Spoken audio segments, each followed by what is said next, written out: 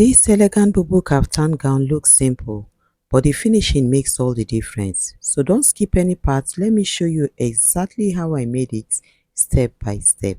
So these are the fabrics we are working with, 6 years of Ankara fabric, but we are not going to make do with all of them, and the sequin fabric. So now we are going to fold our fabric using the full length of the gown. So I measured 60 inches. The actual length of the gown is 58 inches and I added 2 inches. So measure your length from the yard form, okay? So I measured 60 inches into 2 and then I placed it on the table and folded it again, which is total of into 4. So after folding, I'm going to take the neck width of 3.5. You can make do with any neck width of your choice. It can be 4, it can be 5. It all depends on how open you want it to be. So I'm going to take the back neck depth of 2.5. I will connect it to the neck width of 3.5. Next, mark the neck depth for the front, which is 5.5 I'm using. I connected it to the neck width.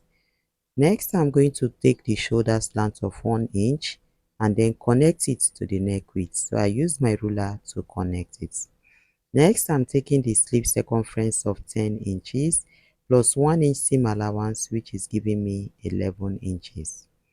I marked it. So on that line of that 11 inches, I'm going to impute the bust circumference of 50 divided by 4, which is giving me 12.5 plus 1 inch seam allowance, which is giving me 13.5. I placed my tape again from the starting point and took the true waist length of 17. On that line of 17 inches, I impute the same bust circumference of 12.5 plus 1 inch, which is giving me 13.5. Next, I am going to connect it from the true waist all the way down to the full length of the gown in an A-line shape, because my client does not want it to be a straight gown.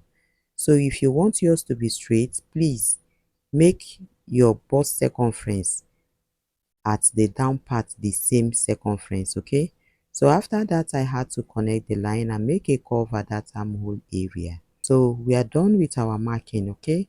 So it is time for us to cut what we have. So we are going to cut the neck depth for the back first of all, and then cut the shoulder slants.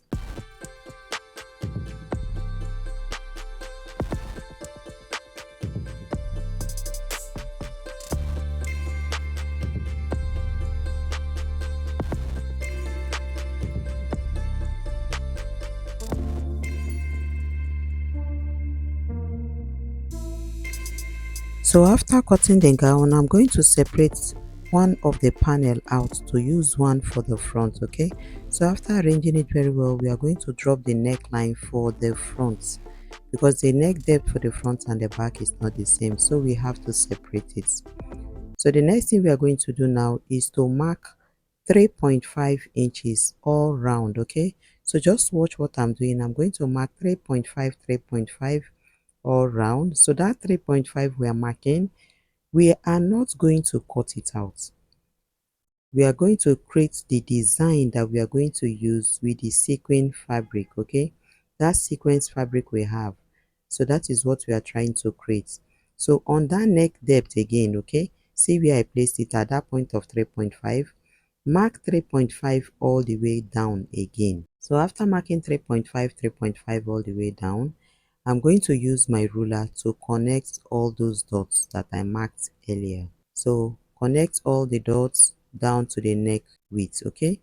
So after connecting, this is the shape we are having. So I'm going to make a curve around that area. So after making the curve, this is what we have. So we are not going to cut it out. So we are going to place our sequence fabric on the table to cut exactly that shape to place on it. So this is the sequence fabric. Use the measurement you have that we have marked earlier on the gown, okay? The neck width is what I used, which is about 10 inches that I folded. So I'm going to place the front side of the gown on top of it. So just watch the way I placed it. After placing it, arrange it very well. Use your pin to secure it. After securing it, take the neck width, okay? Just follow the neck width that you have. So I'm going to cut exactly what I have for the neck width and then take the same shoulder slant that I have. So see where I'm going to terminate it, where the chalked line is, okay? So after stopping at that point, I'm going to remove the pin I have on the neck area, and then I am going to mark the 3.5 inches all round and take 3.5 all the way down. Exactly what we did on the fabric, okay? So mark 3.5, 3.5, 3.5, and then after marking it, connect it.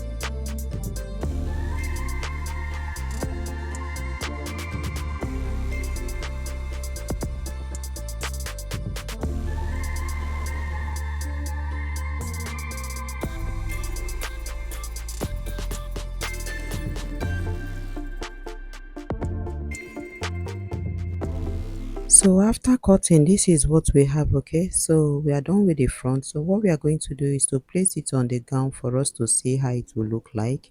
So this is the front part of the gown. So we are going to stay the sequence fabric, okay, that we've cut earlier. We are going to put hairstay on it to make it firm, and then have placed it on the fabric. See how beautiful it is looking. So we are going to work on the side of the fabric, okay? So see what I'm doing. We are going to fold half an inch all the way round, okay? After folding it round, we'll press it. We'll use our sewing machine to sew it, and do the same for this other part. And the neckline, we are going to turn it. So next, we are going to cut the interfacing for that of the back. So I folded the sequence fabric into two and then placed the back panel on top of it. I'm going to cut the exact neckline, okay? And the wideness of the shoulder, we are using 3.5 because that was exactly what we used for that of the front, so that after joining the two shoulders, the neck width for the sequence is going to align. So remove your fabric and then mark 3.5, 3.5 all round.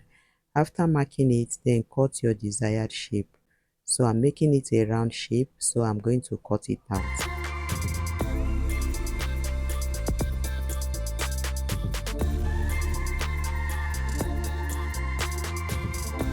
So after turning the interfacing, this is what we have. So I have to place the interfacing backwards of the neckline and sew it to the front side and turn it, and then fold half an inch all round and sew it. So after sewing, this is what we have, okay? Everything is looking so neat. We've also sewn the sides. So the next thing is to sew the front panel. So we've done the neckline for the front, remaining the sides, okay? So as you can see, after opening it, we have stay in it and we folded half inch inwards. So we are going to place it center to center to make sure that it aligns very well, and then we are going to use our sewing machine to sew it all the way down, and we'll do the same for this other part as well. We are sewing it all the way down. After sewing it, we are going to introduce our bias to get that line at the center. We'll fold the bias and sew it. So after sewing it, this is what we have. So I'm going to fold the bias into two. Make sure you measure the length of the bias that you need before folding to sew. So after sewing the bias, this is what we have. So I'm going to take the midpoint of the neckline, okay? See where I placed my tape. I'm going to get the midpoint. We have 7 inches, 7.5 inches. So I got the midpoint. From that midpoint, I'm going to mark 1 inch on both sides, okay? So after marking 1 inch on both sides, from the midpoint, okay, I will check the side what I have. I have about 238. So I'm going to mark 238, 238 all the way down. I'll do the same for the other part. I'll mark 238.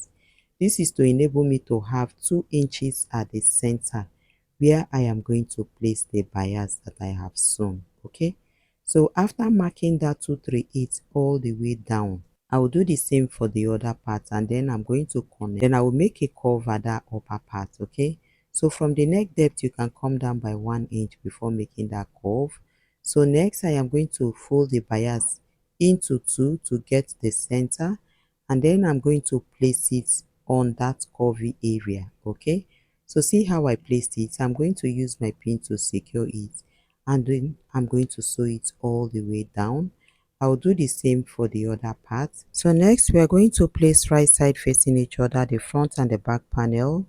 We are going to join the shoulder with 1/2 inch on this part, and we'll do the same for this other part as well.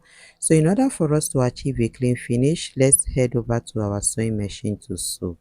So we are going to sew the sides that we've not sewn. So use your iron to iron it very well, and then use your pin to secure all the lines. Okay, so you are now going to sew the edge of what you have pinned where the sequence fabric terminated.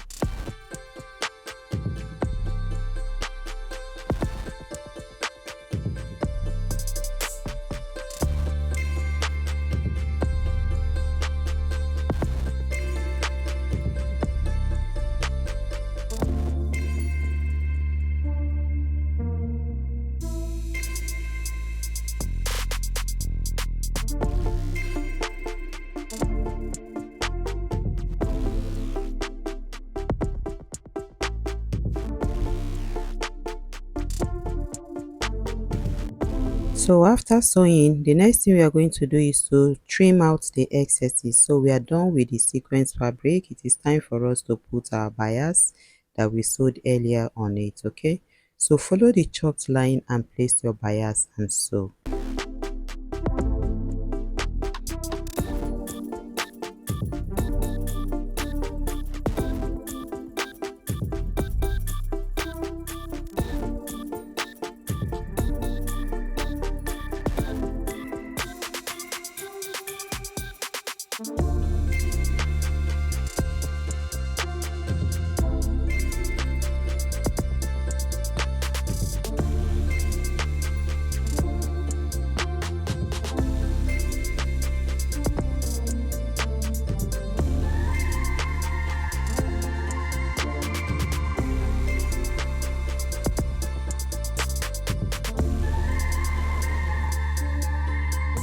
So while sewing the bias on the sequin fabric, remember to use a matching thread so that it will be okay.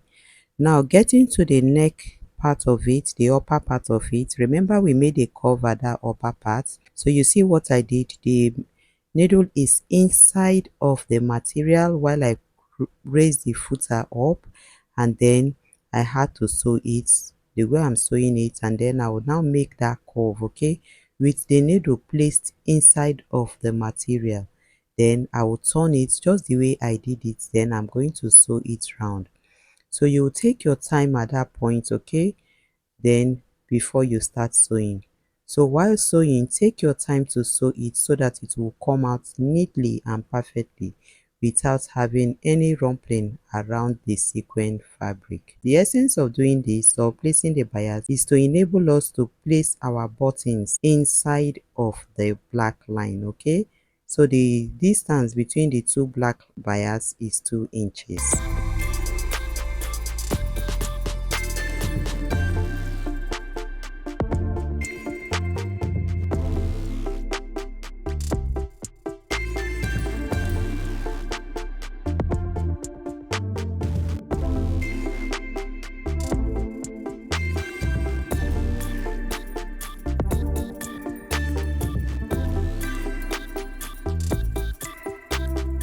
So after fixing the bias, we are going to cut out the excess from the bias. So this is how it is looking.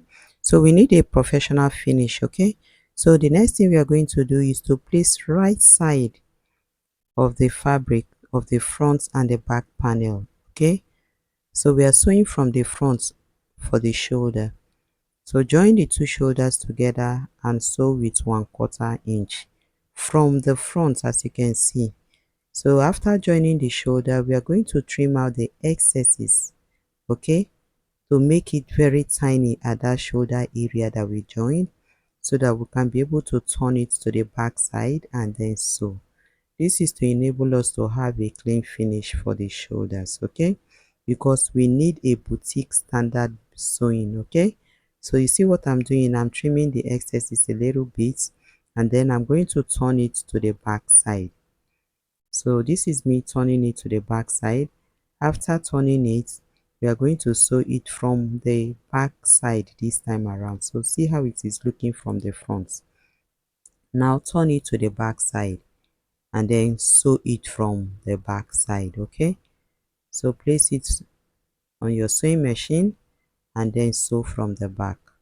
So after sewing it, we are going to do the same for the other parts as well.